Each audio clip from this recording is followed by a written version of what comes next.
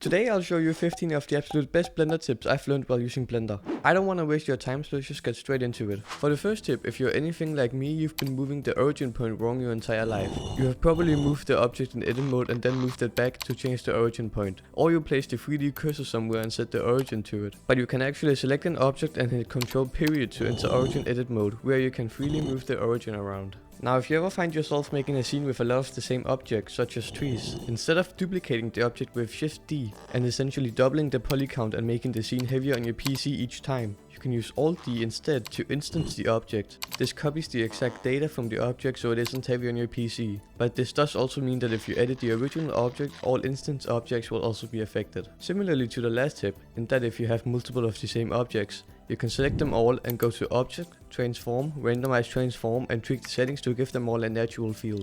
And now for my personal favorite, the heavenly Shift plus R. This shortcut simply repeats your last action, but it is useful for so many things such as duplicating objects. Now I'm sure a lot of you know this tip, but just in case you don't, if you want to copy data between two objects, such as the power of a light source, select the object you want to copy the data to, and lastly the object to copy the data from. Then right click the thing you want to copy and select copy to select it.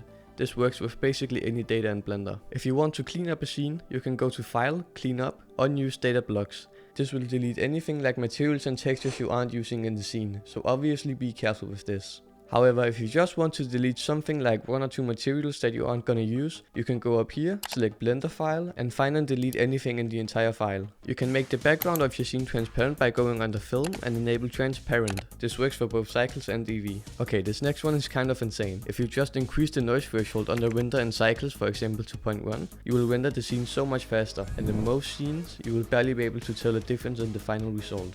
Do you ever get bored of the way you navigate the viewport? No? Well fuck you. But also you can go to View, Navigation and choose either Flight Navigation for a drone-like feel or Walk Navigation for a game-like feel. If you don't want to make a rig and you aren't gonna use your character for animation, you can use the Pose tool in Sculpt mode to position your character for an image.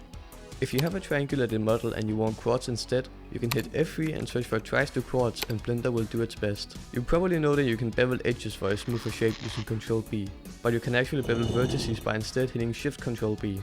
When you're using the file browser, instead of navigating to your project, you can type in / to get to where you saved your project. And for the last tip, you might not know that you can drag and drop colors in the node editor. Well you can, and now you know. Thank you for watching the video, I hope you enjoyed, and if you want me to make another one of these, let me know.